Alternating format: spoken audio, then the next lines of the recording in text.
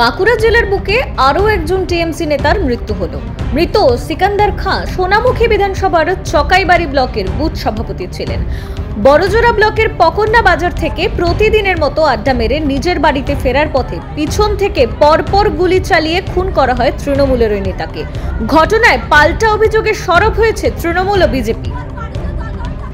School থেকে college কৈশোর জুড়ে মনের জিনিস মনজেনেস ম্যাজিক এভরি টাইম। ঘটনা ঘটেছিল পকন্না থেকে নিজ কাজ ছেড়ে বাড়ি ফিরছিল। বাড়ি ফেরার পথে একটা নির্জন জায়গায়, ফাঁকা জায়গাতে ওকে আক্রমণ করে লাগাতার গুলি চালায়। 3টে গুলি শরীর ভেদ করে বেরোয়, ঘটনাস্থলেই মারা যায়। গুলি করেছে দুষ্কৃতী। এবার দুষ্কৃতির মদতদাতা এখানে অনেকেই। ধরুন আমার পিয়ারবেড়ার চকাই বুথ, এখানে বরাবর 800-র অধিক ভোটে তৃণমূল কংগ্রেস জয়যুক্ত হয়। সামনে 26 নির্বাচন। বিরোধীরা এক হয়েছে দুষ্কৃতীদের মদত দিতে। সিপিএম বিজেপি সামগ্রিকভাবে প্রয়াস করে ওরা বুঝতে পেরেছে সোনামুখী বিধানসভা হারবো, তাহলে যে কোনো উপায়, যেগুলো মূল তৃণমূলের শক্ত ঘাঁটি, সেগুলোকে যে কোনো উপায়ে ক্ষতবিক্ষত করো, সেগুলোকে ভেঙে দাও। তাহলে ভাঙার পথ গণতান্ত্রিক পথ দিতে পারছে না, তাই এই দুষ্কৃতিমূলক আচরণ। গোষ্ঠী দ্বন্দ্ব যেখানে থাকবে সেখানে ভোট ভাগ হবে। গোষ্ঠী দ্বন্দ্ব আছে বিরোধীরা বলছে, অথচ আমি চকাই বুথ থেকে প্রতিবারে আমার দল তৃণমূল কংগ্রেস 800-র অধিক ভোটে লিড করছে। কোথায় গোষ্ঠী দ্বন্দ্ব? গত প্রায় 1 বছর ধরে তৃণমূলের গোষ্ঠীদ্বন্দ্বে উত্তাল বাঁকুড়ার সোনামুখী ব্লকের চকাই গ্রাম। গত 2রা মার্চ ওই গ্রামের তৃণমূলের 2 গোষ্ঠীর মধ্যে সংঘর্ষগুলিও চলে। সেই গুলিতে এক তৃণমূল নেতা আহত হন। সেই ঘটনার 6 মাস যেতে না যেতে এবার গুলিতে খুন হলেন তৃণমূলের স্থানীয় বুথ কনভেনার।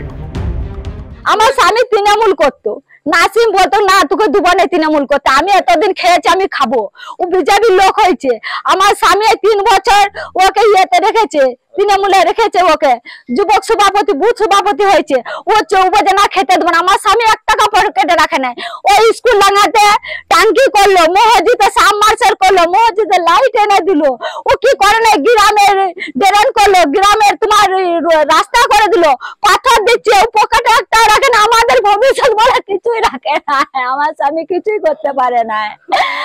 আমি মজেল মারা কেটে আমি শাস্তি চাই। ওর বিজেপির লোক, ও ছেলে ওর ফাঁসি চাই আমি। জানা গেছে সোমবার রাত 9টা নাগাদ স্থানীয় পকন্না বাজার থেকে বাইকে চড়ে একা সিকান্দার খাঁ নামের ওই তৃণমূল নেতা চকাই গ্রামে নিজের বাড়িতে ফিরছিলেন। চকাই গ্রামে ঢোকার মুখে একটি সেচ খালের পারে তাকে লক্ষ্য করে পরপর গুলি চালায় দুষ্কৃতীরা। সিকান্দার খাঁ পিঠে ও মাথায় গুলি লাগলে বাইক থেকে ছিটকে পড়ে ঘটনাস্থলেই তার মৃত্যু হয়।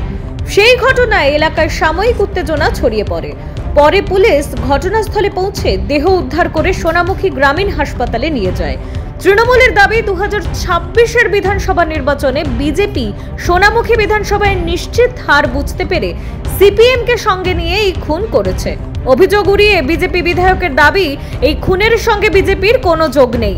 ভাগ বাটোয়ারা নিয়ে তৃণমূলের গোষ্ঠীদ্বন্দ্বের জেরেই এমন খুন। সোনামুখী বিধানসভার পিয়ারবেড়া অঞ্চলের চকাই গ্রামে আজ রাত আনুমানিক 9টা সাড়ে 9টা নাগাদ গুলিবিদ্ধ হয়ে মৃত্যু হয়েছে সিকান্দার খান নামে এক তৃণমূল কর্মী। ওই চকাই গ্রামে এর আগেও গুলি চালার ঘটনা ঘটেছে। সেখানে গুলি চলেছিল, তৃণমূলের এক গোষ্ঠী আর এক গোষ্ঠীকে গুলি চালিয়েছিল। তখনও একজনের পেটে গুলি লেগেছিল, ভাগ্যক্রমে প্রাণে বেঁচে গেছেন তিনি।